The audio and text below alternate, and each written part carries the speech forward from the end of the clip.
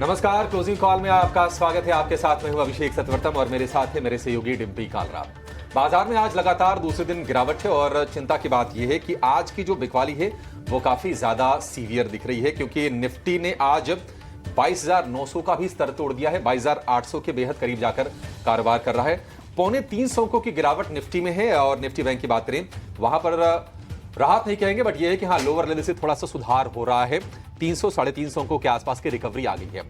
लेकिन मेजर जो चैलेंज है वो ब्रॉडर मार्केट में हमें दिख रहा है, क्योंकि स्मॉल कैप मिड कैप के इंडेक्स में आज हम 2 से 4% के आसपास तक की भारी भरकम गिरावट देख रहे हैं और एडवांस डिक्लाइन रेशियो बेहद खराब है। सिर्फ 250 शेयर इस वक्त हरे निशान के साथ कारोबार कर रहे हैं एनएसई पर और उसके मुकाबले करीब 2,500 शेयर गिरावट के साथ कारोबार कर रहे हैं। तो ये जो नर्वसनेस बाजार की आ रही है वो क्यों आ रही है, इस पर एक जरा नजर डालते हैं और उसके बाद हम आगे बढ़ेंगे। सेंसेक्स निफ्टी 1% टूट गए हैं। निफ्टी 22,850 के नीचे जाकर कारोबार कर रहा है। वजह यह है कि देखिए, नतीजे कोई तोड़ फोड़ बहुत एक्साइटिंग सरप्राइजिंग नहीं आ रहे हैं और एफआईज की बिकवाली लगातार चल रही है। यह प्रेशर बनाने का काम कर रही है। आईटी शेयरों में तेज बिकवाली है। टीसीएस, इन्फोसिस, विप्रो, एशियाटेक 2 से 4% टूटे हैं और इस वक्त अगर आप यूएस फ्यूचर्स को देखेंगे, खासतौर से नेस्डेक फ्यूचर्स को देखेंगे, वहां पर जो गिरावट है वो 3% से ज्यादा की है। यह हफ्ता बड़ा क्रूशियल है, क्योंकि Meta platform, Nvidia, Intel, alphabet, ये तमाम कंपनीज के नतीजे आएंगे और कंपनीज के नतीजे के साथ जो कमेंट्री होगी वो क्रूशियल होगी। देखने वाली चीज होगी कि कंपनियां क्या कहती हैं, अपने कॉस्ट को लेकर आगे किस तरह का गाइडेंस देती हैं, क्योंकि इमिग्रेशन पॉलिसी को सख्त करने के संकेत दिए हैं डोनाल्ड ट्रंप ने और उसके चलते थोड़ी थोड़ी सी चिंताएं उस चीज को लेकर है कि अगर बाकी देशों से अगर इमिग्रेंट्स कम आते हैं और वहां पर हायरिंग करनी पड़ती है तो फिर पैसे ज्यादा खर्च करने पड़ेंगे एम्प्लॉइज पर। तो ये एक चिंता जरूर है। स्मॉल कैप इंडेक्स की बात करें तो 12% टूट गया है और इस महीने, और ये मार्च 2020 के बाद सबसे बड़ी गिरावट है एक महीने की। तो ये चिंता में डालने वाली बात जरूर है। कैपिटल मार्केट वाले जो शेयर हैं, BSE, CAMS, CDSL, Angel One, MCX, IEX, ये तमाम शेयर आज भारी भरकम गिरावट के साथ कारोबार कर रहे हैं। तो एक ये सेगमेंट है जो लोगों को थोड़ी सी चिंता में डाल रहा है। और जैसा कि हम बता रहे थे कि बड़े नतीजों का ये हफ्ता है। बोइंग के नतीजे आएंगे अमेरिका में, इसके अलावा जनरल मोटर्स के नतीजे आएंगे। बहुत बड़े बड़े नतीजे हैं और उन नतीजों से पहले थोड़ी सी हम बिकवाली देख रहे हैं अमेरिकी बाजारों में। फ्यूचर्स में जो इंडिकेशंस आ रहे हैं, डाउ फ्यूचर्स करीब 400 अंक टूटकर कारोबार कर रहा है और नेस्डेक फ्यूचर्स की बात करें तो वहां पर जो गिरावट है वो करीब 700 अंकों के आसपास की है और करीब 3% इंडेक्स डाउन है। तो ये नतीजों की लिस्ट है जिस पर इस हफ्ते अमेरिका में नजर रहेगी। लेकिन डिम्पी, कॉन्फिडेंस बिल्कुल रिस्टोर नहीं हो रहा है। मतलब हम उम्मीद करके चल रहे थे कि गैप के साथ खोले, शायद लोअर लेवल से रिकवरी आए, लेकिन हम डे लो के आसपास ही कारोबार कर रहे हैं। और यही मार्केट की सबसे बड़ी प्रॉब्लम है कि बाज़ार के पास ना ही कोई एंथो है, ना ही किसी तरह का कोई डाटा का सपोर्ट है, ना ही कुछ है। अगर मैं आपको उंगलियों पे गिनवाना चाहूँ तो आप उंगलियों पे भी गिन लेंगे ना, तो आपको यही नहीं पता लगेगा कि भाई मैं किसको अच्छा बोलूँ किसको बुरा। बाज़ार एक्सट्रीम पेसिमिज्म में चला गया है।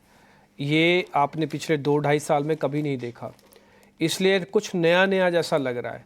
इससे पहले भी इस तरह की फॉल्स आई होंगी मार्केट के अंदर। खैर इतना डाटा हमने खंगाला भी नहीं, हमने देखा भी नहीं फ्रैंकली स्पीकिंग, बट फिर भी जिस तरह का मार्केट चल रहा है इसमें पुल बैक तो दूर दूर तक नहीं है। एक चीज़ आपको और दिखाता हूँ मैं, 10% का इंडिया विक्स हो चुका है, 18.5 का इंडिया विक्स हो चुका है। आप ये देखो, हमने 12 से शुरू किया था जब हम सीरीज़ को स्टार्टिंग में लेके आए थे, आज 18 के विक्स पे है। विक्स कई बार आपको मैंने बताया 2 चीज़ का सूचक है, पहला वॉलेटिलिटी और दूसरा फियर का। अगर वॉलेटिलिटी बढ़ सकती है मार्केट के अंदर तो फियर भी बढ़ेगा मार्केट के अंदर, तो फियर भी कम होना चाहिए, फियर कम नहीं हो रहा। एक और चीज़ जो मेरे को मार्केट के अंदर प्रॉब्लम लग रही है, सब लोग बजट ही देख रहे हैं, सब लोग एक साथ ही पोजीशन लेके भी बैठे हैं, सब लोग जैसे तैसे बजट के ऊपर ही उम्मीद लगाए बैठे हैं। मान लीजिए ये फेलियर हो जाए, 1 मिनट के लिए, मैं सब कहना नहीं चाहता ना ही बोलना चाहता हूँ, कई बार सरस्वती जीवा बैठी होती है, लेकिन मान लीजिए हाइपोथेटिकल सिचुएशन है, मान लीजिए बजट ही उतना अच्छा नहीं आया, इन दैट केस जो मार्केट के अकॉर्डिंग है, इकॉनमी में सब चीज़ अलग है, बट मार्केट के अकॉर्डिंग अगर बजट वैसा नहीं आया देन व्हाट, तब ये शॉर्ट्स क्या करेंगे, तब तो और प्रेशर बनाएंगे। मान लीजिए बजट थोड़ा भी ठीक आया और थोड़ा भी बाजार चला, तो इसमें से कम 20 to 30% लोगों को बाहर निकलना है। मैं ये मान सकता हूँ कि चलो 70% लोग नहीं निकलेंगे बाहर, बट 30% लोग तो बाहर भी निकलेंगे। उनका अपना एक साइकिल है, उनका अपना एक प्रेशर मार्केट के अंदर आएगा। तो ये सारी चीज़ें बड़ी ना नोटिस करने वाली हैं। मेरे को निराशा दो बड़ी चीज़ों की हो रही है। पहला, मार्केट के पास भरपूर मौके थे, मार्केट ने इसको शॉर्ट कवरिंग में तब्दील नहीं किया, ये निराशा की बात है। अब आप बिल्कुल मुआयने पर आके खड़े हो गए और हम सोचे वहाँ से शॉर्ट कवरिंग करें, ऐसा नहीं होगा। एक और चीज़, बस एक ही उम्मीद है मेरे पास अभी पेंडिंग है। हालांकि मैं जब रोल ओवर का नंबर देखता हूँ तब मेरे को लगता है कि वो भी क्या पेंडिंग है, कोई पेंडिंग ही नहीं है। लेकिन फिर भी मैं उम्मीद करता हूँ कि इस बार की जो डेरिवेटिव एक्सपायरी है वो ठीक बजट से पहले है, यानी कि बृहस्पतिवार की, और उम्मीद करते हैं कि उसके अंदर थोड़ी बहुत शॉर्ट कवरिंग आ जाए। लेकिन अभी मैं जो रोल ओवर के नंबर देख रहा हूँ, रोल ओवर तो बड़ा है लेकिन रोल ओवर से मार्केट पुल बैक नहीं दे रही है। इसका मतलब शॉर्ट्स का ही रोल ओवर आगे ट्रांसफ़र हो रहा है। अगर कवर हो रहा होता तो बाजार यहीं पे अपने सपोर्ट्स को रोकता और कुछ पॉजिटिव रोल ओवर्स को लेके जाता शॉर्ट कवरिंग यहीं पे करा के, बट ऐसा नहीं हो रहा। तो इसका मतलब है कि जो ओपन इंटरेस्ट की प्रॉब्लम के साथ अभी भी हम खड़े थे, इस ओपन इंटरेस्ट के अंदर जो शॉर्ट्स की पोजीशंस ज़्यादा थी वो अगले महीने के लिए भी डिस्टर्ब करने के लिए जा रही हैं आपको। और बैंक निफ्टी में थोड़ा ज़्यादा हो रहा है, और आज दोनों क्रिटिकल लेवल 48,000 को 23,000 को मार्केट को बचाने में बड़ी मुश्किल हो रही है। बैंक निफ्टी तो फिर भी कोशिश कर रहा है कि 48,000 बचा ले, बट निफ्टी का अटैम्प्ट बिल्कुल फेलियर है। कोई सेगमेंट नहीं है, कोई बड़ा लीडर नहीं है। मार्केट देख के कई बार ऐसा फीलिंग लगता है ये वही मार्केट है ना जो आज से 2-2.5 महीने पहले, 3 महीने पहले हम जिसको डिस्कस करते थे। कई बार तो वो भी लोगों को अब डाउट होने लगता है। इतना पेसिमिज्म है, इतनी ज़्यादा ख़राब अवस्था है। मैं ज़्यादा इसको डिटेल में लूँगा नहीं क्योंकि ये ध्वनि पटेल और चंदन तापड़िया हमारे आज के 2 मेहमान हैं, वो अब तक जुड़ चुके हैं मेरे साथ, और मैं उन्हीं से ज़रा पता कर लेता हूँ। हमारे पास तो बोलने के लिए बहुत कुछ है, बट वो ज़्यादातर डाटा नेगेटिव है और मैं आपका मूड भी ख़राब नहीं करूँगा। चंदन सर बहुत शुक्रिया, थैंक यू वेरी मच समय देने के लिए। ध्वनि पटेल शुक्रिया आपका भी, आज आपने भी समय निकाला। चंदन सर आपसे करता हूँ शुरू, मार्केट को पुल बैक क्यों नहीं मिल रहा? ऐसी क्या अनपड़ी, ऐसी क्या प्रॉब्लम आ गई है सर मार्केट को पुल बैक? भाई 15 से 20 तो एफआईज की होल्डिंग भी बढ़ गई 5%, फिर भी मार्केट अपने सपोर्ट भी नहीं बचा पा रहा है। ऐसा क्या हो गया सर मार्केट को? जी डीपी जी, देखिए नमस्कार। तो बाजार में कहीं ना कहीं मल्टीपल चीजें एक साथ वर्क कर रही है, उसकी वजह से एफआईएस का सेलिंग रुक नहीं रहा है और बाजार को रिकवरी छोड़े किसी लेवल पे होल्ड नहीं मिल रहा है।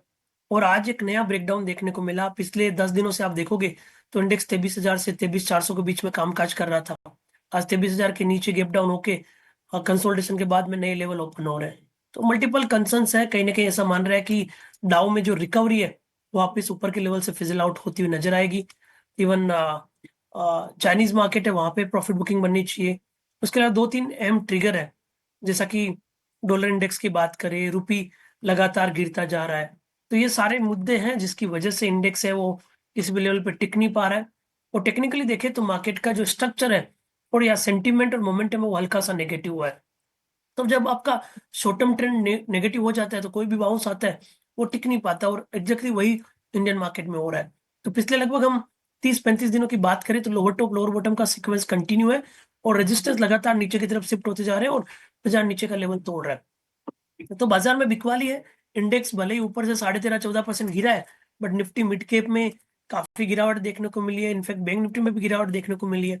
अब इंपॉर्टेंट सवाल यही है कि करना क्या है, क्योंकि ऑलमोस्ट जिनके पास भी बाजार में रुचि है या जिन्होंने बाजार में निवेश किया है सबके पोजीशन नुकसान में ही है, क्योंकि जिसने कहीं पर भी निवेश किया है या तो 15-20% या 5-10% टॉप से करेक्ट हुआ है, और तो पेन सब जगह है। अब इंपॉर्टेंट हमें यह देखना है कि क्या इंडेक्स 22,650 22,500 पे टिकता है। इन लेवल की बात मैं इसलिए कर रहा हूं क्योंकि बाजार ने जो लास्ट रैली देखी थी वो रैली स्टार्ट हुई थी लगभग आपकी 15-16 हजार के आसपास, और वहां से 10,000 पॉइंट की रैली इंडेक्स ने बनाते हुए 26,277 के हाई बनाए थे, और उसका 38 पॉइंट रिट्रेसमेंट है वो लगभग 22,600-650 के आसपास आता है। तो हम ऐसा मान रहे हैं कि शायद वहां पे थोड़ा सा एक सपोर्ट मिले, बट सपोर्ट से ज्यादा बाजार में रेजिस्टेंस को निकालने की जरूरत है। तो आप ध्यान रखें 22,600 22,650 एक पहला लेवल रहेगा। ऊपर में 23,333 निकलेगा तभी यहाँ पे स्टेबिलिटी बनेगी, अदरवाइज वापस संभावना होगी कि बाउंस में मार्केट अटकता हुआ नजर आए। तो ट्रेंड वीक है, लाइट रखें, सेलेक्टिव ट्रेड करें। स्ट्रक्चर जब तक चेंज नहीं होता है तब तक अपने आप को संभाल रखें, लोअर ट्रेड करें, या फिर आप मंदी के या बेयरपुट स्प्रेड भी कर सकते हैं। चंद जी और ध्वनि, आप दोनों का बहुत शुक्रिया, नमस्कार। एक चीज आपकी मुझे सही लगी चंदन जी कि सिलेक्टिव ट्रेड करें। मेरा तो मानना है कि ना मिल रहा हो तो ना करें ट्रेड, और ऐसे बाजार में बड़ा मुश्किल है। डे लो पर है और हम चर्चा कर रहे थे कि क्या 22,800 का भी स्तर टूट जाएगा।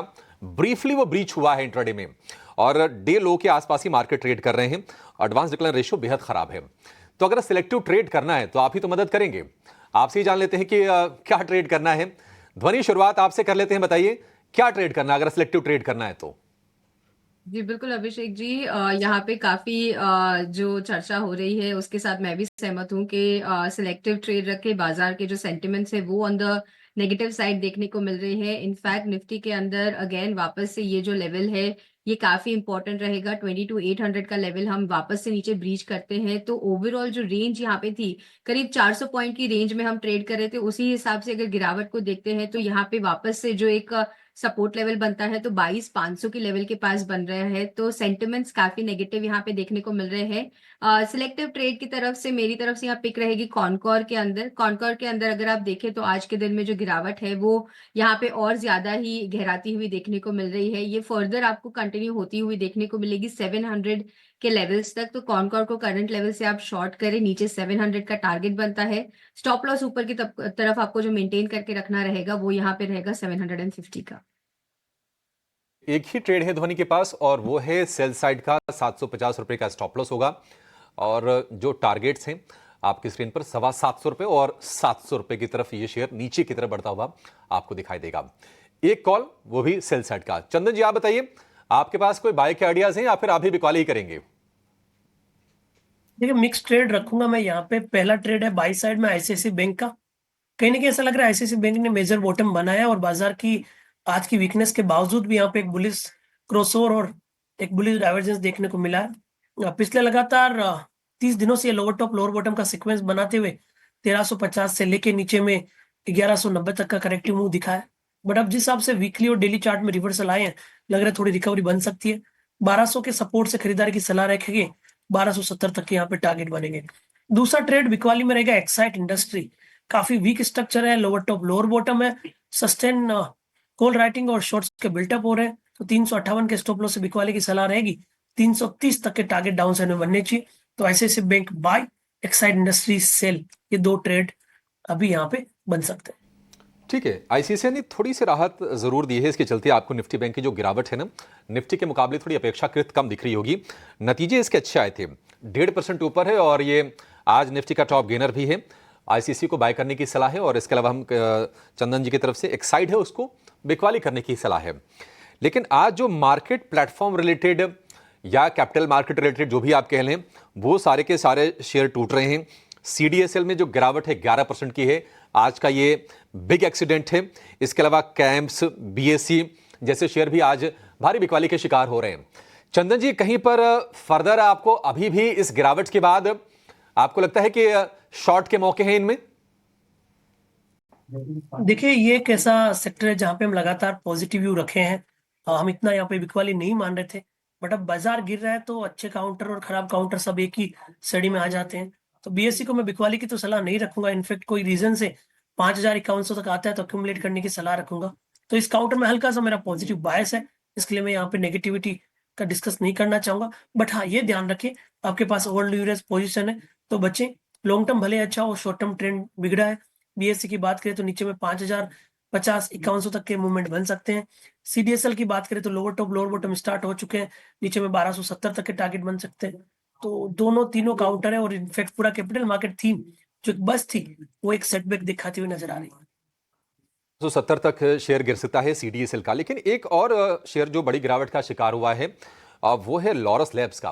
वायदा के सबसे ज्यादा गिरने वाले शेयरों में शामिल है ये। हालांकि शुक्रवार को इसके नतीजे जो आए थे अच्छे आए थे और लगातार हमने 2 सत्र की तेजी देखी भी, लेकिन एक टेंशन शायद इनके लिए आ रही है अमेरिका से, उसके चलते ये शेयर हुआ है धड़ाम और आज के बिग एक्सीडेंट्स में ये भी शेयर शामिल है। लॉरस लैब्स टूटा क्यों है बताने के लिए हमारे सहयोगी अशेषा हमारे साथ जुड़ गई हैं। अशेषा, बताइए क्या रीजन है, क्यों ये शेयर आज धड़ाम हो गया? बिल्कुल, नतीजे तो ठीक ठाक थे लेकिन उसके बावजूद स्टॉक में करीब 12 से 13% की गिरावट आज के सत्र में दिखी है। और उसके पीछे की वजह यह है कि जो पहले फंडिंग की जाती थी एड्स और एचआईवी के वायरल मेडिकेशन के लिए, उस पर रोक लगा दी गई है। तो जो फंडिंग किया जाता था उस पर रोक लगाई गई है। और कुछ स्टेटिस्टिक्स प्रोवाइड करें तो PEPFAR यानी president's emergency plans for aid relief, इसके लिए जो फंडिंग की थी उस पर पर रोक लगाई गई है। 2003 में ये शुरू किया गया था और इसके चलते 20 मिलियन लोगों की लाइफ बचाई गई है अक्रॉस 55 कंट्रीज़ और करीब 20% टोटल ARV प्रोग्राम का फंडिंग इस पर्टिकुलर फंड से आ जाता था जिस पर रोक लगाई गई है। इनफैक्ट कुछ आंकड़ों की बात करें तो कंपनी के लिए ये नेगेटिव इसलिए है बिकॉज कंपनी का 22% रेवेन्यू इस पर्टिकुलर सेगमेंट से आता है और इसी के चलते ये फंडिंग पर रोक लगाई गई है, तो ये बड़ा नेगेटिव है लॉरस लैब्स के लिए। इनफैक्ट कुछ आंकड़ों की बात करें तो गोल्डमैन सैक्स ने बिकवाली की राय बरकरार रखी है, 475 रुपये प्रति शेयर का लक्ष्य रखा है। वहीं मोतीलाल ओसवाल का मानना है कि उन्होंने खरीदारी की राय बरकरार रखी है बिकॉज ये सेगमेंट कम प्रॉफिटेबल सेगमेंट था जिसके चलते उन्होंने खरीदारी की राय बरकरार रखी है। तो हाँ, 13% की गिरावट, नतीजे तो ठीक ठाक थे और शुक्रवार को नतीजे आए थे, उसके बाद कुछ ब्रोकरेज रिपोर्ट्स भी आई है, लेकिन फंडिंग पर जो रोक लगाई गई है इस पर्टिकुलर मेडिकेशन के लिए ये बड़ा नेगेटिव है और कंपनी का सिग्निफिकेंट रेवेन्यू इस पर्टिकुलर सेगमेंट से आता है जिसके चलते ये बड़ा नेगेटिव है। ब्रोकरेज हाउसेस का भी नजरिया कमजोर और इसी के चलते स्टॉक में गिरावट दिखी है। ठीक है, शुक्रिया शीशा। तो शीशा ने काफ़ी विस्तार से और काफ़ी क्लैरिटी के साथ आपको समझा दिया कि शेयर में गिरावट आ क्यों रही है। जो दरअसल यूएस ने ही प्रोग्राम शुरू किया था एड्स को लेकर, उसकी फंडिंग को लेकर, अब यूएस ही उसको ख़त्म कर रहा है और उससे संबंधित हालांकि कंपनी जो दवा की बिक्री करती है उनके टोटल सेल्स में उसका 9% के आसपास का हिस्सा है। तो ये चीज़ नोटिस करने वाली है। शेयर में थोड़ा सा ओवर रिएक्शन की स्थिति दिख रही है और हम देख रहे हैं कि कुछ भी नेगेटिव आ रही है तो बाजार एक बहाना खोज रहा है शेयरों को पनिश करने के लिए। एक व्यू जरा इस पर चाहिए आपसे ध्वनि। लॉरस लैब्स नतीजे इसके अच्छे आए थे और इतना ज्यादा गिरे, इतनी भी नेगेटिव न्यूज नहीं है। आपकी राय क्या होगी इस पर?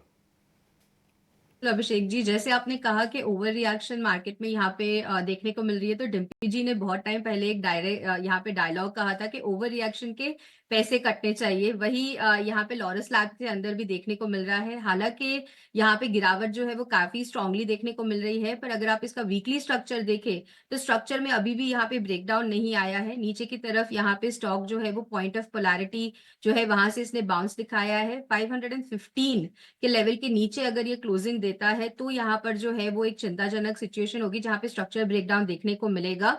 बट जहां तक वो लेवल यहाँ पे बरकरार है, यहाँ पे स्ट्रक्चर के अंदर कोई भी एक ब्रेकडाउन नहीं आया है। हाल फिलहाल में इसको अवॉइड करके चलने की सलाह रहेगी, वेट एंड वॉच कीजिए क्योंकि न्यूज के चलते हुए इसके अंदर जो वोलेटिलिटी है वो बढ़ी हुई है। कल के सेशन में इसको रिविजिट करेंगे, अगर स्टेबलाइज होती है तो ये एक खरीदारी का मौका बन सकता है।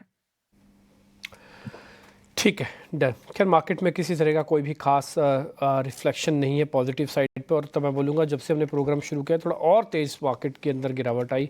अब करीब 450 अंकों की गिरावट है बैंक निफ्टी पर और करीब 300 अंकों की निफ्टी पर। अगर आज का मेरे से पूछे कि डैमेज को उसने किया तो बोलूँगा निफ्टी ने किया। आज का डैमेज किसने किया, मैं बोलूँगा रिलायंस ने किया। आज का डैमेज किसने किया, मैं बोलूँगा IT कंपनीज ने फिर से किया है।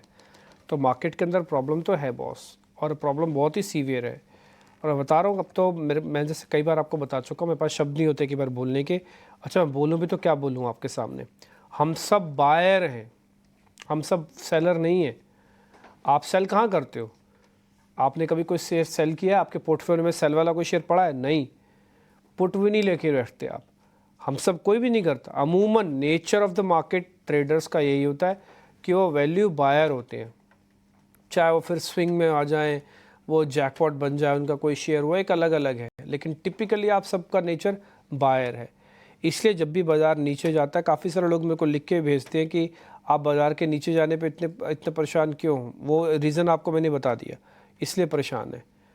ठीक, एक काम करते हैं, नीलेश जैन भी हमारे साथ जुड़ चुके हैं। नीलेश भाई बहुत शुक्रिया, थैंक यू वेरी मच समय देने के लिए।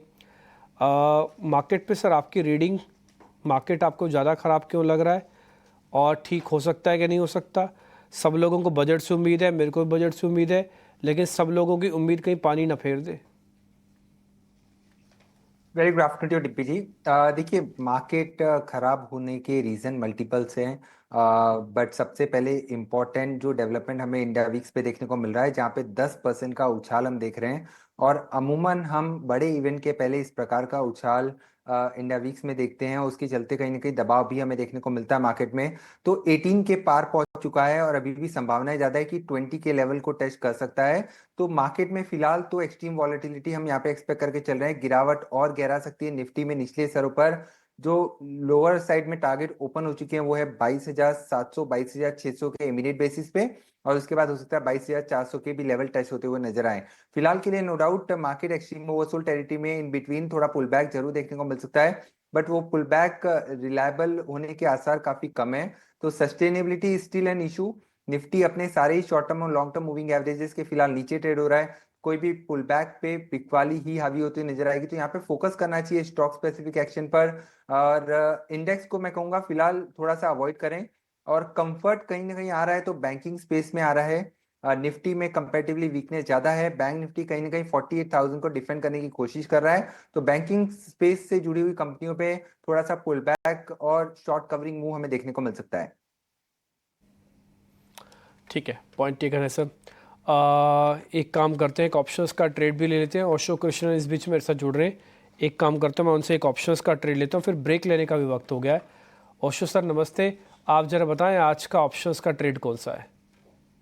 वेरी गुड आफ्टरनून डिम्पी जी। सी ओवरऑल मार्केट का तो ट्रेंड काफी वीक दिख ही रहा है, तो उसी के अकॉर्डिंगली एक पुट का ऑप्शन है and mostly STBT kind of a front पे है, इसीलिए हैवेल्स का 1500 का पुट रिकमेंड किया है जनवरी मंथ का ही, because STBT kind of trade है, तो करंट लेवल्स पे एक्यूमुलेट कर या बाई करने की सलाह है। 1500 का पुट 16-17 के रेंज में, 9 रुपीज का स्ट्रिक्ट स्टॉप लॉस रखना है एंड 32 रुपीज का इसका टारगेट रहेगा। मैक्सिमम प्रॉफिट नियरली 7500 का बनता हुआ दिखाई दे सकता है एंड मैक्सिमम लॉस अगर स्टॉप लॉस ट्रिगर हुए तो 4000 का बनेगा। ठीक है, 7,500 और 4,000 का, लेकिन पैसे बनेंगे पुट से अभी भी, और हेवल्स की पुट है। ऑल्दो ये नंबर्स आने के बाद एक दिन चला ज़रूर था, उस दिन गैप डाउन किया, बाद में रिकवर कर गया था, लेकिन उसके बाद स्ट्रक्चर ऑलमोस्ट वापस ख़राब हुआ, और आज भी आप देख पा रहे हैं बाकायदा डेज लो पे ही काम कर रहा है, करीब 1.5% की गिरावट के साथ, और टूट सकता है। स्पेसिफिक है स्टॉक की, बट पुट है कॉल, 1500 की पुट आपको प्लस करनी है। लेवल्स वगैरह सब स्क्रीन पे लिखे हैं, लॉस प्रॉफिट पर लॉट की कैलकुलेशंस आता, और कई बार ऐसा लगता है कि पता नहीं क्यों खोल भी रखा है, रोज़ ही आप नीचे जाना है तो फिर क्यों खोलना, क्यों पैसे इन्वेस्टर्स के भी ख़राब करने, और उम्मीद तो हो ही नहीं रही है, ना ही चल भी रहा है। बट कुछ कुछ शेयर्स ऐसे हैं जहाँ पर थोड़ा स्पेसिफिक मूवमेंट है। मैं आपके सामने जो शेयर्स के नाम बोलूँगा, ऐसा नहीं मैं एक रिक्वेस्ट कर रहा आपसे कि ख़रीद लो, बट मैं इतना कह रहा हूँ कि अगर आपके पास है तो आपको थोड़ा आइडिया लग जाएगा। ज़रूरी नहीं है कि हर चीज़ खरीदनी और बेचने के लिए हो, कई बार मार्केट को इसलिए भी सुनना चाहिए ताकि मार्केट में पता लगता रहे एक्चुअली हो क्या रहा है। फेडरल बैंक के अंदर पोजीशंस काफ़ी स्ट्रांग बन रही है। एक बार चंदन सर फेडरल बैंक चेक करना, बिल्डअप वगैरह ठीक है, फ्यूचर की प्लेट दिखाना है इसकी, हाँ, और बढ़िया बंद भी कर रहा है ये, इसको कैरी किया करें क्या? ओ चंदन सर से भी अभी कनेक्शन कट गया। एक काम करते हैं, हमारे साथ नीलेश जैन हैं। नीलेश भाई एक बार जरा चेक करना फेडरल बैंक। बिल्कुल डिम्पी जी, देखिए मैंने जैसे कि कमेंट्री में कहा, बैंकिंग स्पेस पर थोड़ा सा आउट परफॉर्मेंस हम देख रहे हैं और वहां से कंफर्ट आ रहा है, हो सकता है एक शॉर्ट कवरिंग वहां देखने को मिले। तो फेडरल बैंक एक काफी अच्छा स्ट्रॉन्ग रिवर्सल दिखा रहा है, एक double bottom kind of pattern 186 के लेवल के आसपास बने हैं, डेटा काफी पॉजिटिव है, और यहाँ पे एक पुल बैक हमें देखने को मिल सकता है। अगर मार्केट थोड़ा भी स्टेबल होता है तो ये काउंटर 195 से 200 के लेवल की जोन में जाता हुआ नजर आ सकता है, तो with stop loss below 186 long position बनाई जा सकती है फेडरल बैंक में, बट स्ट्रिक्ट स्टॉप लॉस 186 का यहाँ पे मेंटेन करना होगा। 195 एंड 200 के टारगेट्स होंगे। अच्छा नीलेश भाई, आपसे हम आपके ट्रेड लेना भूल गए थे, एक बार जरा आपने ट्रेडिंग तो बता दो, आपने क्या नोटिस किया है? बिल्कुल एमपी जी, देखिए एक खरीदारी और एक बिकवाली वाला ट्रेड है। इस प्रकार के वॉलेटाइल मार्केट में बैलेंस अप्रोच रखनी बहुत जरूरी है। तो सबसे पहले जो खरीदारी वाला स्टॉक रडार पे आया है वो है ब्रिटानिया। काफी बेहतरीन सेटअप है, इतनी वीकनेस जो मार्केट में हम देख रहे हैं उसके विपरीत यहाँ पे आउट परफॉर्मेंस देखने को मिल रहा है, और फोकस कहीं ना कहीं डिफेंसिव की ओर शिफ्ट हो रहा है। तो ब्रिटानिया टेक्निकली थोड़ा पॉजिटिव नजर आ रहा है। यहाँ पे इनवर्स एचएनएस पैटर्न का ब्रेकआउट भी हमें देखने को मिला है। तो ऊपरी स्तर पर 5260 5350 ये दो टारगेट होंगे ब्रिटानिया में, खरीदारी करने की सलाह होगी। 5060 5060 का यहाँ पे स्टॉप लॉस रखना होगा। ब्रिटानिया के अलावा जो वीकनेस वाला स्टॉक है, इनफैक्ट लिस्ट तो काफी लंबी है, बट मदरसन सुमी ये एक पर्टिकुलर स्टॉक है जहां पर हम वीकनेस और कंटिन्यू होती हुई देख रहे हैं। तो मदरसन सुमी को शॉर्ट करके चल सकते हैं। यहाँ पे गिरावट निचले स्तरों पर 130 तक की हमें देखने को मिल सकती है। 141 का स्टॉप लॉस रखना होगा। मदरसन सुमी के फीचर्स को सेल करके चल सकते हैं। ठीक है, ब्रिटानिया में हम देख रहे हैं कि स्ट्रक्चर अच्छा है, आज भी 1.5% के आसपास की तेजी है, और लगातार छठे सातवें सत्र में आई थिंक ये तेजी होनी चाहिए ब्रिटानिया में। 5,175 का भाव है। 5,260, 5,350 के टारगेट और 5,060 के स्टॉप लॉस के साथ आपको इसमें खरीदारी करनी है। और मदरसन सुमी, समर्थन मदरसन, इनफैक्ट उसमें आप बिकवाली कीजिए। 140 रुपए के आसपास का स्टॉप लॉस लगा के 130 के टारगेट के लिए आप समर्थन मदरसन में बिकवाली की पोजीशन बना सकते हैं। फिलहाल 137 रुपए के आसपास फिलहाल ये शेयर कारोबार कर रहा है, तो 4 रुपए ऊपर का स्टॉप लॉस है। 7-8 रुपए नीचे का टारगेट है सामिल यानी कि संवर्धन मदरसन इंटरनेशनल लिमिटेड के लिए। ये 2 शेयर हो गए, एक लॉन्ग का एक शॉर्ट का। और नतीजों का सीजन भी चल रहा है, अच्छे नतीजे आ रहे हैं तो बाजार उनको रिवॉर्ड भी कर रहा है, नतीजों में कुछ भी बुरा आ रहा है तो उनको पनिश भी कर रहा है। दोनों चीजें चल रही हैं। लेकिन कल बड़ा क्रूशियल डे है रिजल्ट के लिहाज से। सिप्ला के नंबर्स आएंगे, ऑटो में एक 2 व्हीलर कंपनी बजाज ऑटो के नंबर आएंगे, एक 4 व्हीलर कंपनी hyundai मोटर के भी आंकड़े आएंगे।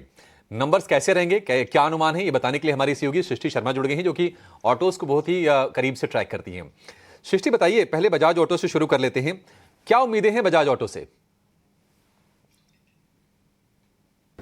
ठीक ठाक नतीजे देखने को मिल सकते हैं, बहुत ज़्यादा उम्मीदें ना रखें, क्योंकि देखिए इस बार जो वॉल्यूम्स रही हैं बजाज ऑटो की, वहाँ पे डोमेस्टिक वॉल्यूम्स में एटलीस्ट 2 व्हीलर सेल्स की हम बात करें तो वो थोड़ी सी पिछड़ती हुई नज़र आई हैं। 3 व्हीलर ने सपोर्ट ज़रूर किया है और अच्छी बात यह है कि एक्सपोर्ट में भरपूर एक्शन देखने को मिला है, क्योंकि कंपनी का इस समय से अपने एक्सपोर्ट आउटलुक को लेकर काफ़ी पॉजिटिव थी और ठीक उसी फ्रंट पर कंपनी ने प्रदर्शन किया है। तो वॉल्यूम्स में डोमेस्टिक का हाथ थोड़ा सा पीछे देखने को मिला है, एक्सपोर्ट्स का सहारा था। पर इस बीच अगर हम देखें तो कंपनी के जो अगर पूरे मिक्स को देखें तो वो भी बहुत ज़्यादा इस बार सपोर्टिव नहीं है।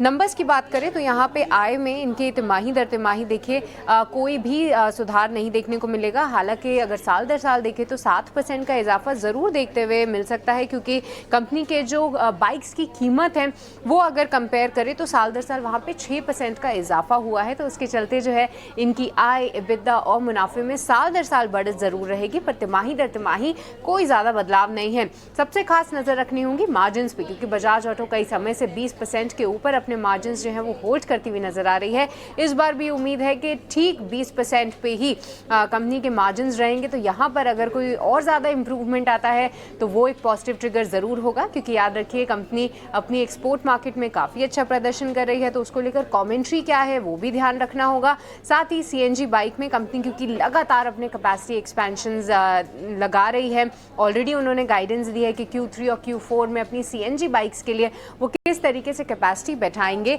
तो उसको लेकर क्या अपडेट है और साथ ही डिमांड कैसी बन रही है CNG सेगमेंट में, ये देखना काफ़ी इंटरेस्टिंग रहेगा। तो बजाज ऑटो नंबर्स में खास तौर से मार्जिन्स पे ध्यान रखें और कमेंट्री पर भी फोकस रखें, क्योंकि कमेंट्री के दम पे भी स्टॉक काफ़ी अच्छी तरीके से रिएक्ट कर जाता है। बिल्कुल, सृष्टि कमेंट्री पर नजर रहेगी, आप हमारे साथ बने रहिए। आपसे हम Hyundai मोटर के बारे में भी जानेंगे कि Hyundai मोटर को लेकर क्या उम्मीदें हैं। लेकिन बजाज ऑटो पर पहले व्यू ले लेते हैं। हमारे एक और एक्सपर्ट जुड़ गए हैं, स्वास्तिका इन्वेस्टमार्ट के संतोष मीणा भी हमारे साथ हैं। संतोष जी, बहुत शुक्रिया समय देने के लिए, स्वागत है। पहले आपसे जरा एक बार बजाज ऑटो पर व्यू चाहिए, उसके बाद आपके शेयर भी जानेंगे। बजाज ऑटो सितंबर में हमने देखा था कि करीब करीब 13,000 के आसपास पहुंच गया था और वहां से लगातार गिरावट का शिकार होकर 8,500 रुपए के भी नीचे ये शेयर है। तो स्ट्रक्चर निश्चित तौर पर थोड़ा सा वीक साइड पर ही है। नतीजों से पहले आपके हिसाब से रणनीति इसमें क्या होनी चाहिए? नतीजों का वेट कर लें क्या कोई नई पोजीशन बनाने के लिए, और जिनके पास है अपना स्टॉप लॉस कहां पे लगा के रखें वो?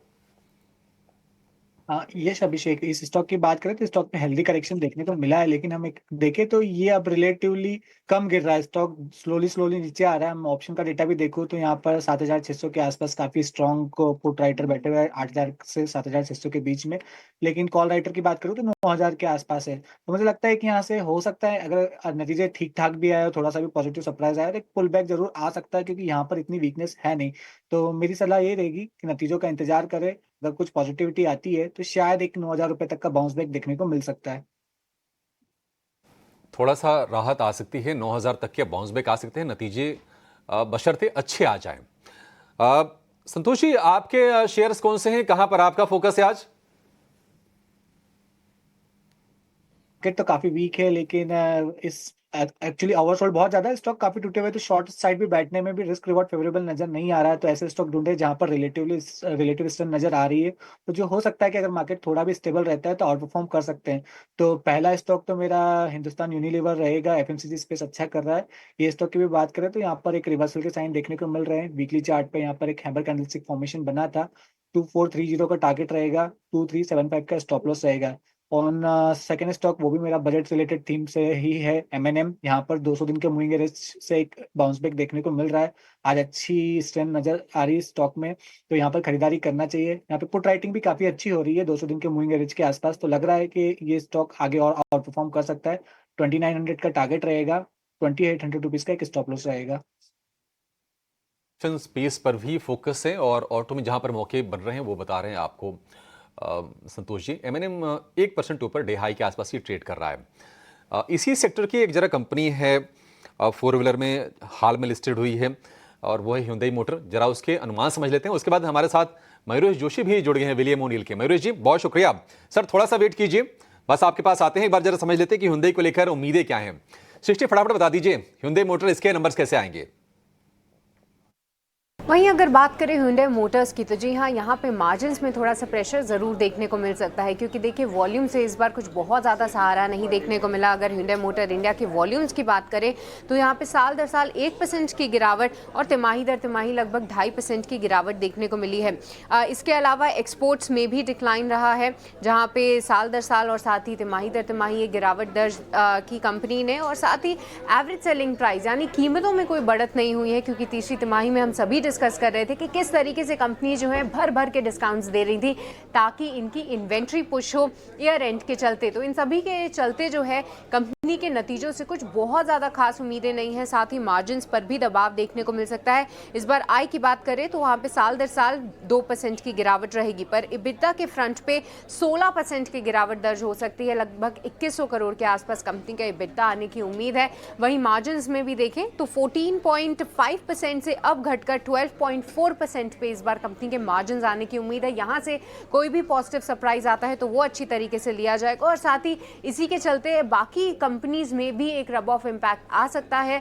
तो ये नंबर काफ़ी इंटरेस्टिंग होगा देखना। और साथ ही प्रॉफिट के फ्रंट पे 1278 करोड़ हमारी उम्मीद है आने की। इसके अलावा बात करें तो कंपनी के आने वाले टाइम में डिमांड आउटलुक को लेकर सबसे ज़्यादा इंटरेस्ट रहेगा। साथ ही जो कंपनी ने नई क्रेटा EV का लॉन्च किया है उसको लेकर क्या रिस्पॉन्स है वो भी देखना काफ़ी इंटरेस्टिंग होगा। तो Hyundai मोटर्स इंडिया इस बार नंबर्स के फ्रंट पे बहुत ज़्यादा उम्मीदें ना रखे, पर हो सकता है कमेंट्री के दम पे कोई एक्शन ज़रूर देखने को मिले, तो उसको हम ट्रैक ज़रूर करेंगे। ठीक है, शुक्रिया सृष्टि ये सारे के सारे अनुमान बताने के लिए।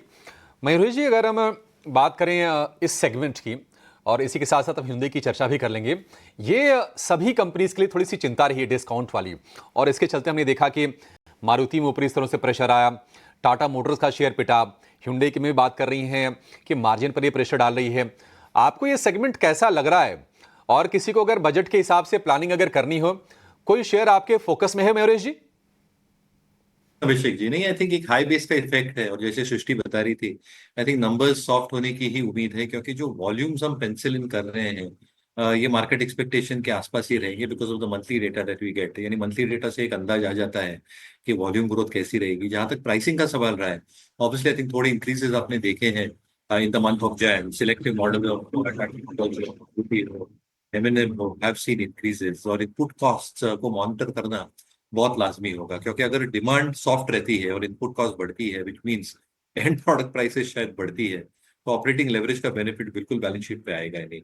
Last but not the least, I think जितने नए लॉन्चेस हम एक्सपेक्ट कर रहे हैं, auto expo was quite eye opener. I think जो नए नए मॉडल शोकेस हुए हैं ऑटो एक्सपो में, और जैसे इनकी लॉन्चेस होंगे along with a lot of other electrical mobility platforms, हमें लगता है आई थिंक अगले वर्ष के लिए आई थिंक कंपटीशन इंटेंसिटी भी बढ़ेगी as far as pricing is concerned. और इसलिए मुझे लगता है I think stocks like M&M जिसका प्रदर्शन ठीक ठाक रहा है अभी तक, स्पेसिफिकली SUVs में हाइब्रिड्स को लेके, उनकी जो फार्म इक्विपमेंट सेगमेंट है, tractor business is expected to do well, और S2P वैल्यूएशन में जो बाकी की सब्सिडरीज है आर परफॉर्मिंग रिलेटिवली बेटर। तो I think out of 4 wheelers शायद M&M जिनके पास इनकी EPS रेटिंग जो हम बहुत क्लोजली ट्रैक करते हैं मार्केट्स में, तो इंडिया में इंस्टीट्यूशन होल्डिंग भी ठीक ठाक लग रही है, तो जिनके पास M&M है बिल्कुल होल्ड करना चाहिए। 2 व्हीलर्स में आई थिंक जैसे पिटाई दिख रही है, आई थिंक वैल्यूएशंस काफी एलिवेट हो चुके थे अक्रॉस द पैक, इसलिए मुझे लगता है आई थिंक रिजल्ट्स की राह दिखनी चाहिए as far as 2 wheelers is concern. Auto ancillaries थोड़ा सिलेक्टिव रहना पड़ेगा at this juncture as well, but अगर ट्रेड ऑफ समझो तो मेरे हिसाब से I think auto ancillaries can perform better ये वित्त वर्ष के लिए compare to the core of the pack. ठीक है, डन, पॉइंट टेकन है। और मयूरेश सर आपको बता ही रहे हैं सारी की सारी बात। संतोष मीना भी हमारे साथ बने हुए हैं। संतोष सर से इनफैक्ट काफ़ी दिनों बाद, और मैं बोलूँगा काफ़ी महीनों बाद मुलाकात हो रही है। संतोष सर कहाँ चले गए थे आप? सब कुछ ठीक है? तबीयत ठीक है आपकी? Yes, all good. सो लंबे समय के बाद मिलकर अच्छा लग रहा है, बट हाँ। मार्केट अच्छा नहीं है। होप हम मिले हैं तो शायद मार्केट अरे सर करो ना, इसको तो अच्छा करो, यही तो अच्छा करने के लिए बैठे हैं।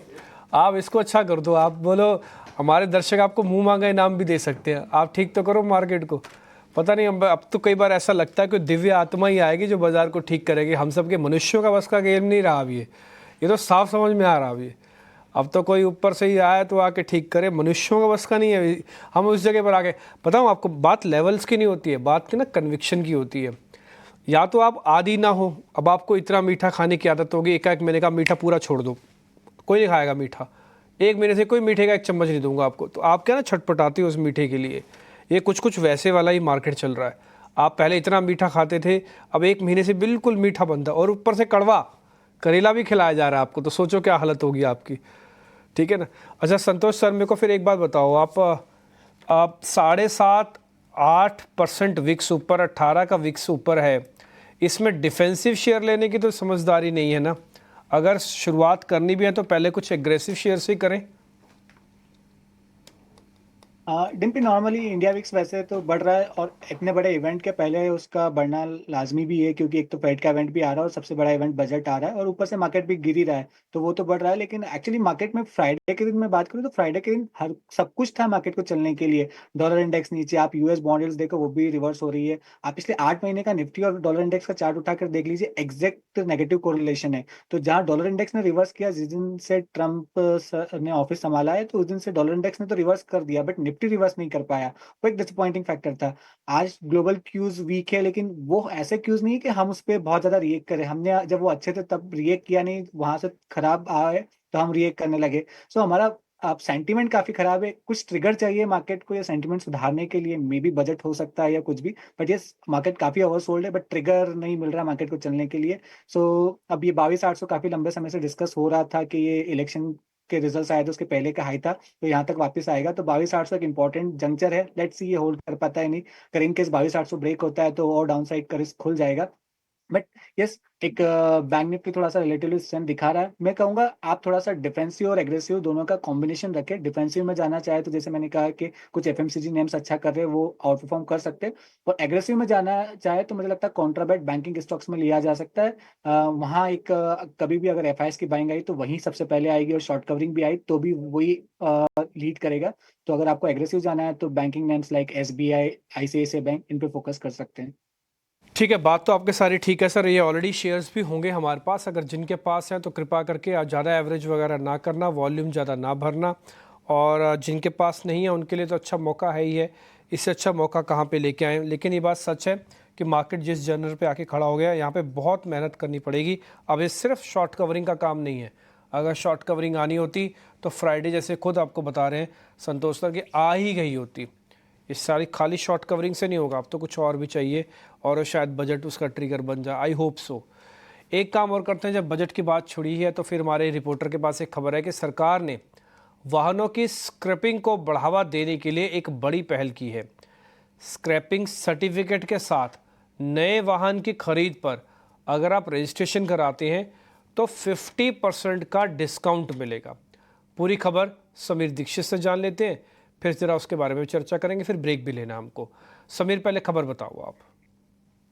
ऑटो सेक्टर में सर्कुलर इकोनॉमी को बढ़ावा देने और व्हीकल स्क्रैपेज स्कीम को अधिक सफल बनाने के मकसद से सड़क परिवहन मंत्रालय ने एक ड्राफ्ट नोटिफिकेशन जारी किया है, जिसके तहत अगर आप अपनी गाड़ी का व्हीकल स्क्रैपेज सेंटर में जाते हैं, उसको देते हैं और स्क्रैपेज सर्टिफिकेट हासिल करते हैं, तो नई गाड़ी के खरीद के समय जो रजिस्ट्रेशन टैक्स होगा उसमें 50% का डिस्काउंट मिलने का प्रस्ताव शामिल है। फिलहाल एक ड्राफ्ट नोटिफिकेशन जारी किया है। इस प्रस्ताव के साथ में ये कंसल्टेशन यानी कि स्टेक होल्डर कंसल्टेशन के लिए ड्राफ्ट जारी किया गया है, जिसको बाद में मूर्त रूप दिया जाएगा, इसका फाइनल नोटिफिकेशन जारी किया जाएगा। सरकार का मानना है कि इस तरीके के कदमों के जरिए वो ना सिर्फ लोगों को जिनके पास में पुरानी गाड़ियां हैं, 10 या 15 साल पुरानी पेट्रोल और डीजल गाड़ियां हैं वो उनको स्क्रैपेज सेंटर में ले जा सकेंगे, नई गाड़ी खरीदेंगे। और साथ ही साथ जो रजिस्ट्रेशन टैक्स में जो डिस्काउंट है और इसके अलावा तमाम ऑटो कंपनियों ने अपनी तरफ से भी कमिट किया है कि वो स्क्रैपेज सर्टिफिकेट के एवज में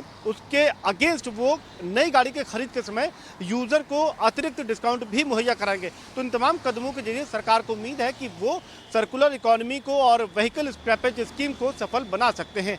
एक बड़ी तस्वीर के मुताबिक अगर आप देखें तो अभी देश भर में तकरीबन 90 स्क्रैपेज सेंटर हैं, लेकिन सरकार का मानना है कि इन तरीकों के कदमों के जरिए ये जो स्क्रैपेज सेंटर की जो संख्या है वो आने वाले समय में अगले 2 से 3 महीनों में इसको 100 पहुंचाया जा सकेगा और बहुत जल्द ये आंकड़े में तेजी लाई जा सकेगी। तो कुल मिलाकर के ऑटो सेक्टर के लिए और तमाम उन लोगों के लिए जिनके पास पुरानी गाड़ियां हैं, विशेषकर BS3 गाड़ी या BS2 गाड़ियां हैं, उनके लिए ये एक पॉजिटिव खबर यहाँ पे बनती हुई नजर आ रही है। ठीक है, ये स्क्रैपेज पॉलिसी को बढ़ावा देने के लिए एक खबर है। वैसे तो मयूरेश सर, मैं क्वेश्चन इसके रिगार्डिंग पूछना चाहता था। हमारे एक मित्र है फेसबुक पे मेरे साथ कनेक्टेड है, उनका नाम है अभिषेक शुक्ला। उन्होंने एक बहुत बढ़िया चीज़ रिसर्च भेजी। रिसर्च का मतलब एक चार्ट बना के भेजा है, मैं किसी वजह से दिखा नहीं पाऊँगा, आप सिर्फ सुनिएगा गौर से। हाँ, वो ये कह रहे हैं कि 2008 के अंदर करीब 40% मार्केट गया था जब रिसेशन आया था। उसके बाद जो रैली हुई वो करीब 165% की थी।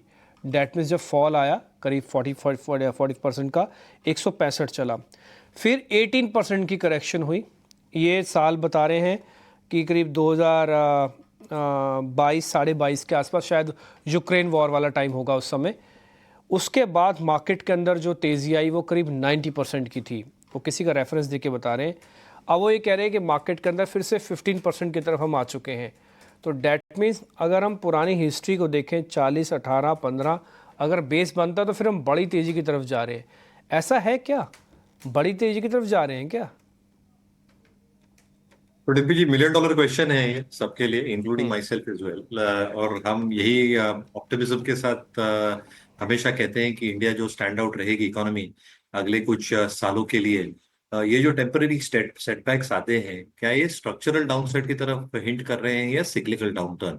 ऑब्वियसली सारे जो फैक्टर्स और पहलू हैं, ट्रम्प साहब का आना, अनाउंसमेंट्स करना, क्या core inflation, global inflation sticky रहेगा, क्या उसके वजह से इंटरेस्ट रेट साइकिल में एक डिलेड रिस्पॉन्स आएगा, क्या उसके वजह से आई थिंक जो डेफिसिट्स हैं अक्रॉस द ग्लोब, क्या वहां पे भी आई थिंक जो स्थिरता मान के चल रहे थे वो शायद नहीं आएगी, because a lot of global economies की GDP will itself falter. Emerging economies के क्या करेंसीज में तकलीफ आ सकती है, and are we heading back to the 2014 Asian currency crisis, जहां पे every country is probably competing with each other, devaluing और डिप्रिशिएटिंग इट्स करेंसीज अपने एक्सपोर्ट कॉम्पिटिटिवनेस को मेंटेन करने के लिए। And let's not forget in the overall scheme of things, जहां पे ओवरऑल ग्रोथ आती है माइक्रो लेवल पे अर्निंग्स को लेके, क्या ये सब चीजों की वजह से वो स्थगित हो सकती है? ये सारों मुद्दों को आप एक साथ रखोगे और अगर पॉलिटिकल स्टेबिलिटी की बात करोगे, India has that. Macro stability की बात करोगे, India has that. I think we are pretty sure ये बजट में जो फिस्कल डेफिसिट का रोड मैप दिया जाएगा, जो टैक्स कलेक्शंस एफिशिएंसी है, जो करंट अकाउंट डेफिसिट भी है, I think it is very much under control. और इसलिए आई थिंक जो ट्विन डेफिसिट्स की हम बात करते हैं remain under control as far as the macro picture is concerned. जहां तक माइक्रो पिक्चर का सवाल है, I'm absolutely agreeing to a lot of analysts who come onto your channel, DMPG, कि कंजम्पशन को बूस्ट करने के लिए government has to do something. Capex account में और रेवेन्यू अकाउंट में भी, आई थिंक जो रेवेन्यू अकाउंट का एक्सपेंडिचर भी होगा, I would love to see that in the budget, कि कंजम्पशन को कैसे ड्राइव करता है, and capex in the right areas, because capex अगर राइट एरियाज में करोगे तो प्राइवेट केपेक्स वापस आएगा, एम्प्लॉयमेंट जनरेट होगी और consumption trends will come back to normal. ये सारी चीजें I think the government understands that, and if they implement this in the budget of non budgetary route as well, मुझे लगता है कि ये जो एक सिक्लिकल डाउनफॉल है जो हम लास्ट 3 महीने से देख रहे हैं, शायद और 1-2 महीने चल सकता है।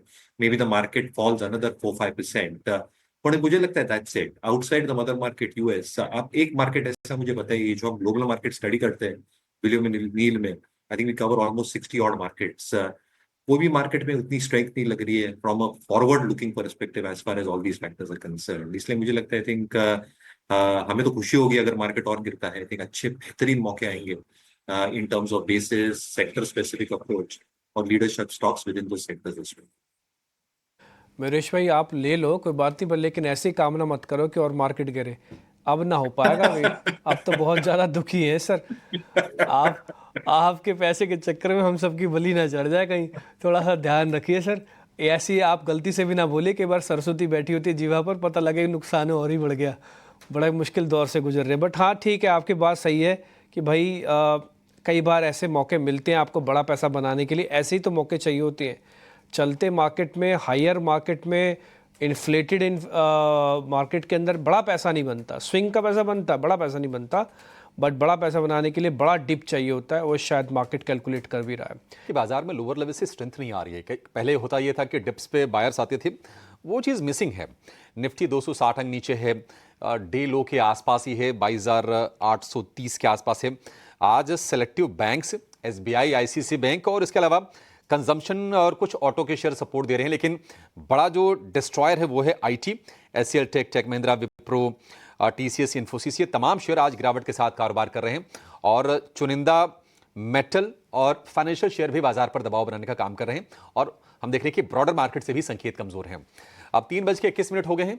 कोशिश करते हैं आपके लिए BTST या फिर STBT ट्रेड जानने की, लेकिन थोड़ा सा मुश्किल जरूर है, ट्रिकी है मार्केट ही। अगर मतलब कोई ट्रेड लेते भी हैं तो आपको स्टॉप लॉसेस का बहुत ही विशेष ध्यान रखना है। नीलेश जी और संतोष जी हमारे साथ हैं। नीलेश जी, शुरुआत आपसे कर लेते हैं। बताइए, कोई सौदा BTST के लिहाज से लेके जाएं या ना जाएं? बिल्कुल अभिषेक जी, देखिए एक ट्रेड रात पर है और मैं ये कहूंगा कि एग्रेसिव पोजीशन कैरी फॉरवर्ड नहीं करनी चाहिए, जितनी लिमिटेड हो सके उतनी कैरी फॉरवर्ड करें। जो मेरे रात पर आया है शॉर्ट ट्रेड है, वो है डिवीज लैब इस पर्टिकुलर स्टॉक में, जहां पे एक स्ट्रक्चरल ब्रेकडाउन हमें आज के सेशन में देखने को मिल रहा है। पिछले लगभग 3 महीनों का कंसोलिडेशन है और आज ब्रेकडाउन आया है और स्ट्रक्चर वीक लग रहा है। एटलीस्ट 5450 से 5400 तक की डाउनसाइड यहाँ देखने को मिल सकती है। 5650 के स्टॉप लॉस से डिवीज लैब को शॉर्ट करके चल सकते हैं। 5450 और 5400 तक की डाउनसाइड देखने को मिल सकती है। तो आज के लिए STBT ट्रेड एकमात्र ट्रेड डिवीज लैब होगा। डे लो के आसपास 2 दिनों की छोटी छोटी तेजी हुई और आज हम देख रहे हैं कि इसमें गिरावट बड़ी है। 3.25% टूटकर दिन के निचले स्तर पर कारोबार कर रहा है। 5450 और 5400 ये 2 लेवल होंगे नीचे की तरफ जो आपको टारगेट के तौर पर रखने हैं, और 5600 के आसपास का स्टॉप लॉस आप लगा के चलिए इस ट्रेड में। संतोष जी, आपकी तरफ से कौन सा शेयर होगा? शॉर्ट करेंगे क्या? मैं दोनों ही दूंगा, एक BTST और एक STBT। तो BTST तो मैं अपना M&M जो दिया था मैंने वही कॉल को कैरी करूंगा, क्योंकि ये स्टॉक की क्लोजिंग अच्छी आ रही है, वो भी 200 दिन के मूविंग एवरेज पे इसने एक पियर्सिंग लाइन कैंडलस्टिक फॉर्मेशन बनाया है। मुझे लगता है ये कल तेजी दिखा सकता है, यहाँ पर खरीदारी करना चाहिए। सेम टारगेट रहेगा 2900 का, स्टॉप लॉस रहेगा 2800 का। एक STBT रहेगा SCL टेक का। IT स्टॉक्स में प्रेशर देखने को मिल रहा है, ग्लोबल क्यूज थोड़े से वीक हो रहे हैं, तो मुझे लगता है कि SCL टेक अपने 200 डे मूविंग एवरेज को टेस्ट करने जा सकता है, जो करीबन 1680 के आसपास है। तो यहाँ पर बिकवाली करना चाहिए। यहाँ पर आपका स्टॉप लॉस रहेगा 1725 का, टारगेट रहेगा 1680 का। ठीक है, 1680 का टारगेट होगा SCL टेक के लिए। ऑलरेडी 5% के आसपास की गिरावट हम शेयर में देख रहे हैं और निफ्टी में दूसरा ये इनफैक्ट सबसे ज्यादा टूटने वाला शेयर है, 4.5% के आसपास की गिरावट है। तो M&M में 30 रुपए के आसपास का स्टॉप लॉस है, 70 रुपए के आसपास का टारगेट है और SCL टेक में बिकवाली की सलाह है। एक बाय की कॉल होगी और एक सेल की कॉल होगी। आप देखिए IT में ना कोहराम मचा हुआ है और ये क्यों ले रहे हैं अमेरिका फ्यूचर से, क्योंकि नेस्डेक फ्यूचर्स में करीब करीब 3% के आसपास की भारी भरकम गिरावट हम देख रहे हैं। कुछ और शेयर रियल एस्टेट में तेज पिटाई हुई थी। आज हम देख रहे हैं कि मिड कैप बास्केट में कुछ शेयर रिकवर करने की कोशिश कर रहे हैं। रियल एस्टेट में कोई कॉन्ट्रा बाय लेना है क्या नीलेश जी?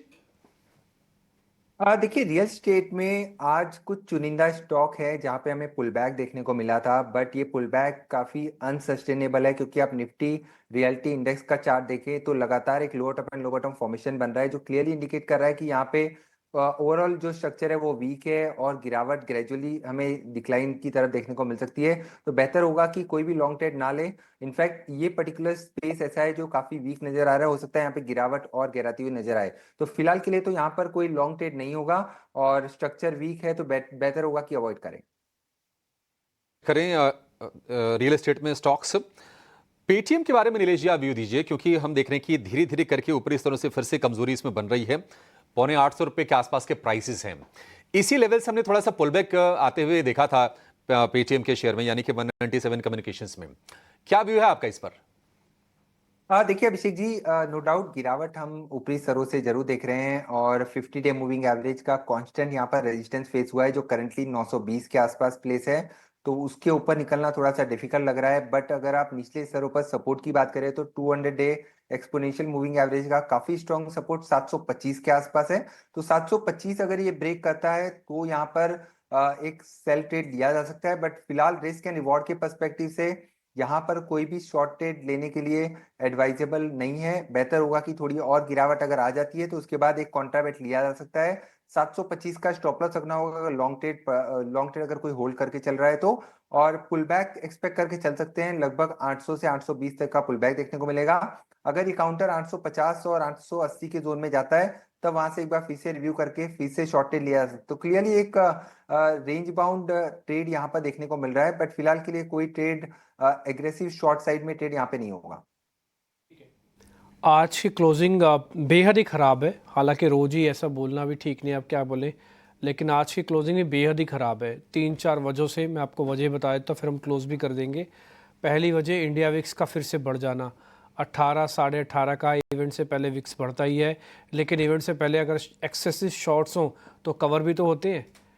ये नियम सबके लिए बराबर होना चाहिए ना। आप विक्स बढ़ाओगे वो बात समझ में आती है, लेकिन कवरिंग कौन कराएगा? ये रोल ओवर के बाद भी कवरिंग नहीं हो रही है। कल तक का बैंक निफ्टी का डाटा था रोल ओवर का करीब 42% का। मैं अभी 1 मिनट लगेगा मेरे को चेक करने में, मैं अभी आपको रोल ओवर देता हूँ, just a minute. Roll over का मैं आपको बताता हूँ निफ्टी का कितना चल रहा। बैंक निफ्टी का रोल ओवर करीब 44-45% हो गया। भाई आधा माल तो ट्रांसफ़र ही हो गया, रोल ही हो गया। उसके बावजूद भी बाज़ार को कौन चलाएगा? कोई नहीं, वहीं का वहीं खड़ा हुआ है। FIs का सिस्टम अभी भी नहीं बढ़ रहा, ठीक है, अभी भी 20% पे ही है। इतने शॉर्ट्स हैं उनके पास, हाई और ओपन इंटरेस्ट है 50% करीब, मतलब 44% रोल ओवर होने के बावजूद भी अभी भी बैंक निफ्टी का डाटा एक्सेसिव रोल ओवर से जूझ रहा है, एक्सेसिव ओपन इंटरेस्ट से जूझ रहा है। कोई सेगमेंट नहीं है, कोई शेयर नहीं है, मार्केट पूरी तरह से डल है।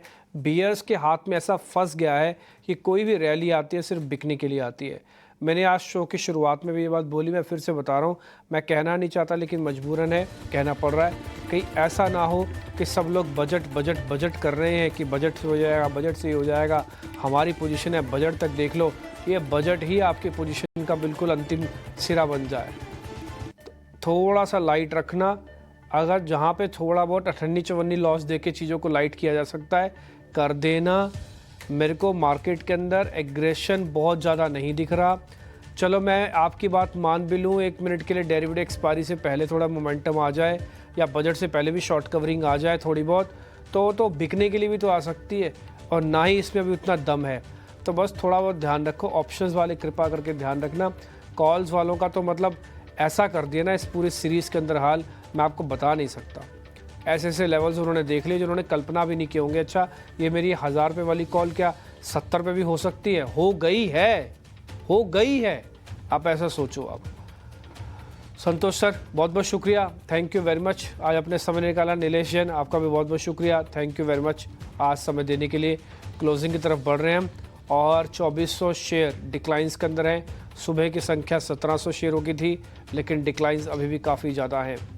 आप आज IT को कल्प्रिट मान सकते हैं, मान लीजिए। आपको लग रहा है रियल एस्टेट नहीं चल रहा, वो कल्प्रिट है, मान लीजिए। जो आपको ठीक लगता हो वो मान लीजिए, क्योंकि किसी भी सेक्टर से कोई मेजर सपोर्ट नहीं है। थोड़ा बहुत सपोर्ट डिफेंसिव स्टॉक्स ने करने की कोशिश की थी, जिसको हम FMCG स्टॉक्स कहते हैं, बट वहाँ पे भी मेरे को वही बहुत एक्साइटमेंट नहीं दिखा।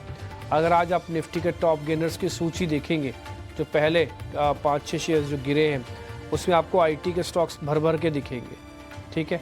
इसके अलावा मैं बताता हूँ और कौन सा शेयर है ना, हिंडाल्को दिखेगा, श्रीराम फाइनेंस दिखेगा। तो IT, मेटल्स, फाइनेंस वाली कंपनीज, ये सब के सब में आज हमको काफ़ी प्रेशर देखने को मिला। और अगर आप छोटे मझोले शेयर्स को चेक करेंगे तो वहाँ पर भी अनंतराज इंडस्ट्रीज 17% नीचे, लॉरस लैब 11% नीचे, तेजस 10% नीचे। ये पोस्ट नंबर्स टूटा है, कल से टूटना शुरू हुआ था, यानी कि लास्ट सेशन से अभी तक टूट रहा है। इसके अलावा कुछ और शेयर, लॉरस लैब जैसे मैंने आपको बताया, ये भी शेयर टूटा 11% है। थोड़ा सा ध्यान रखिए, आराम से काम कीजिए, सिलेक्टिव काम कीजिए, बस इसी उम्मीद के साथ कि आज का फिर से एक बुरा दिन हमने निकाल दिया। एक एक करके ये पूरी सीरीज़ ख़त्म हो गई, रिपब्लिक डे भी मना लिया, सीरीज़ भी ख़त्म हो रही को आ रही हैं, फिर बजट भी ख़त्म हो जाएगा, लेकिन बाज़ार का भगवान जाने क्या होगा। अब तो मेरे पास शब्द ही नहीं होती। मैं तो कई बार कहता हूँ कि प्रोड्यूसर साहब मेरे को मत बिठाया करो स्क्रीन पर, और ना ही मेरे से ज़्यादा एंकर करवाया करो, क्योंकि मैं बहुत ज़्यादा बोल ही नहीं पाऊँगा, और बोलूँ भी तो किस मुँह से बोलूँ, कैसे बोलूँ। हम सब बायर्स हैं ना, प्रॉब्लम ये है कि हम सब बायर्स हैं, हम सब में शॉर्ट्स की प्रवृत्ति ही नहीं है टिपिकली। और हम, एक और पॉइंट है, हम जल्दी जल्दी बदलते भी नहीं हैं अपने आप में। तो ये सब पॉइंट्स भी हैं, चीज़ें भी हैं मार्केट के अंदर, जो समय अनुसार सब सीख जाएंगे। देखते हैं क्या होता है। फ़िलहाल मेरे को अभिषेक को इजाज़त दे सकते हैं, और